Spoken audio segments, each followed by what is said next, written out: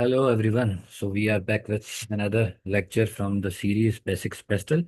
So आज का lecture होगा रिगार्डिंग लीगल या लॉ।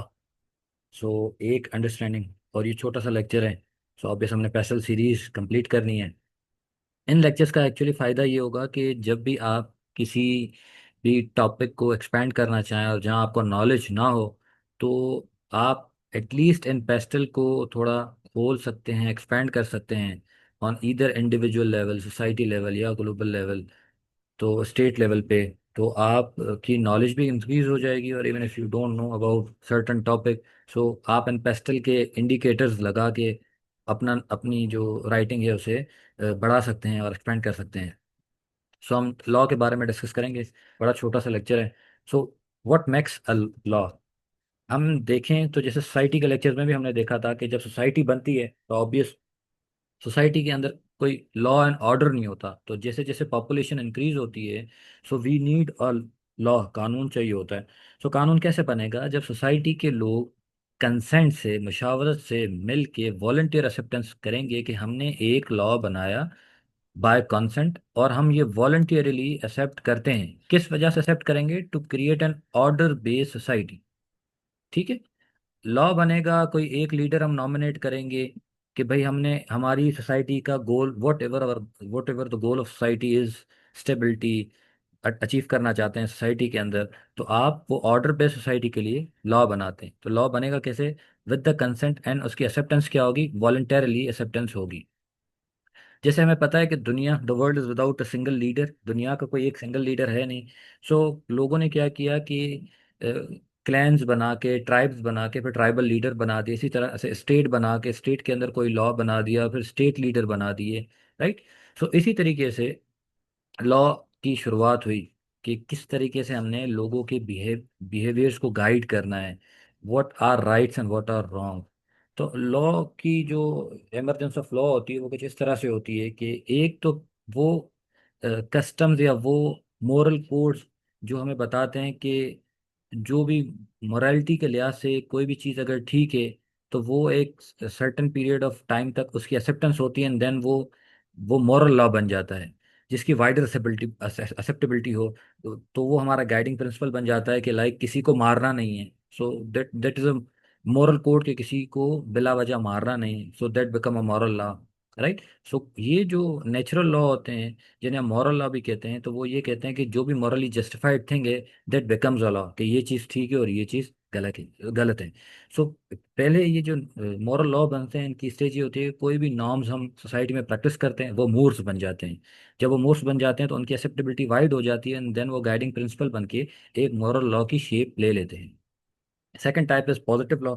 पॉजिटिव लॉ ये होती है कि जब आपको लगे कि लोगों का कंसेंट किसी एक सर्टेन चीज के ऊपर बन गया है, डेवलप हो गया है, तो वो चीज जो होती है, वो सर्टेन टाइप ऑफ लॉ जहाँ डिक्टेट ऑफ राइट रीजन आ जाता है कि भाई that that is something fine with the consent of the people, तो उसे हम एक पॉजिटिव लॉ कहते हैं। सो नेचुरल लॉ और पॉजिटिव लॉ मिलके ही एक लॉ को शेप देते हैं। अगर पॉजिटिव लॉ की बात की जाए, तो यूएन का जो चार्टर बना हुआ है, ये भी कंसेंट की बेस पे बना हुआ है। So this is a fine example of positive law.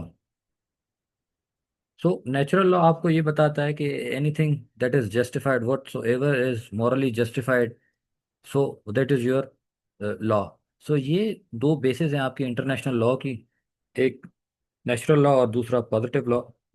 Positive law is example, जैसे यूएन चार्टर की हम बात करते हैं, किसी भी मुल्क के कॉन्स्टिट्यूशन की बात करते हैं, अगर वो कॉन्सेंट के ऊपर बना हुआ है, कंसेंट के ऊपर बना हुआ है, लोगों की मुशावरत से लोगों ने एग्री किया है कि हाँ जी ये होना चाहिए, क्योंकि उसकी एक्सेप्टेंस इज वॉलेंटरली एक्सेप्टेंस होती है। फिर ये जस्ट वॉर ट्रेडिशन की बात की जाती है कि जो भी आपको जस्टिफाइड चीज लगे, जो भी चीज आपको जस्टिफाइड लगे, and then you do that particular thing, that is called natural law. And जो कंसेंट की बेस पे हो, dictated by the right reason, replaced by state consent, that is positive law, जहाँ पे म्यूचुअल कंसेंट जो है वो मैटर करता है। अब कहीं भी अगर हम देखें तो अक्सर होता है कि ह्यूमैनिटेरियन लॉ क्या है, ह्यूमैनिटेरियन लॉ क्या है। तो ह्यूमैनिटेरियन लॉ एक्चुअली ये होता है कि कहीं भी कोई कन्फ्रंटेशन होती है स्टेट्स के बीच में, तो ये चार प्रिंसिपल जो होते हैं इन्हें ऑब्जर्व किया जाता है। इन चार प्रिंसिपल में सबसे पहला प्रिंसिपल ये होता है कि principle of proportionality. This is state A and this is state B. ये दो स्टेट्स हमने आपके आगे बनाई।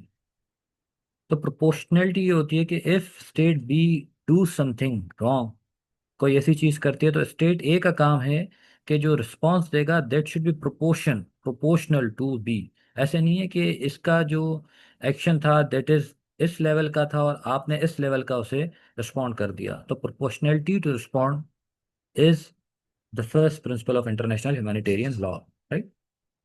फिर आता है प्रिंसिपल ऑफ डिस्टिंक्शन। अगर कंट्री ए के अंदर कुछ इंफ्रास्ट्रक्चर ऐसा होगा जो मिलिट्री से रिलेवेंट होगा, मिलिट्री इंस्टॉलेशंस वगैरह होंगी, कुछ जो इंफ्रास्ट्रक्चर वो होगा वो सिविलियन होगा। सो जो सिविलियन इंफ्रास्ट्रक्चर होता है उसे कहते हैं काउंटर वैल्यू टारगेट्स। जो मिलिट्री इंफ्रास्ट्रक्चर होता है उसे कहते हैं काउंटर फोर्स टारगेट। सो कभी भी कोई अटैक ए या बी के ऊपर कहीं ना कहीं से होता है, सो लाजमी है कि हमने इस काउंटर वैल्यू को अटैक नहीं करना, सिविलियन इंफ्रास्ट्रक्चर को हमने अटैक नहीं करना। That is limited to counter force target. So this is the principle of distinction. आपने डिस्टिंक्शन करनी है, फर्क करना है काउंटर वैल्यू टारगेट्स में और काउंटर फोर्स टारगेट में, राइट। देन आ जाता है प्रिंसिपल ऑफ ह्यूमैनिटी कि कहीं भी कोई जंग होती है तो उसके लिए आपको क्या करना पड़ता है कि सिविलियंस का ख्याल करना होता है, उनके फूड, ह्यूमैनिटी, डिजीज़, जो बूढ़े लोग हैं, बच्चे हैं, औरतें हैं, और जो ह्यूमैनिटेरियन सपोर्ट होती है उसे आप रोक नहीं सकते। This comes under principle of humanity, right. So ये तीन प्रिंसिपल है principle of IHL, international humanitarian law के। चौथा प्रिंसिपल है प्रिंसिपल ऑफ मिलिट्री नेसेसिटी।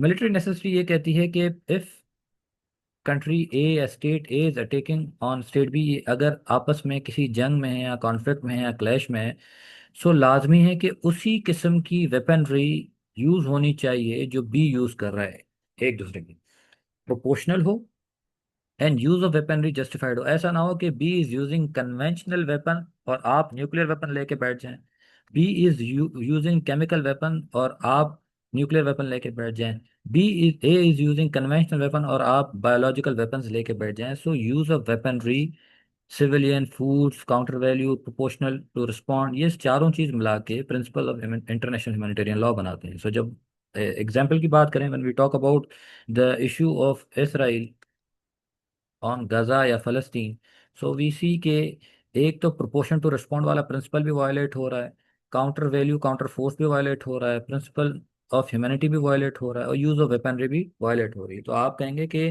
तभी इसराइल के ऊपर ये आवाज़ उठाई जाती है कि Israel is violating principle of IHL या इंटरनेशनल ह्यूमैनिटेरियन लॉ, या वायलेशन कर रहा है। सो इन प्रिंसिपल की बेस के ऊपर कोई भी स्टेट या कोई भी एक्टर जाके उन्हें इंटरनेशनल कोर्ट्स के अंदर उनके ऊपर केस कर सकता है, ऑब्जेक्शन कर सकता है। So this was all about legal, आपकी एवोल्यूशन कैसे होती है, what is law, right. I hope अब इसमें कुछ समझ आया होगा। तो हम अगला लेक्चर, अगला टॉपिक करेंगे। Thank you very much.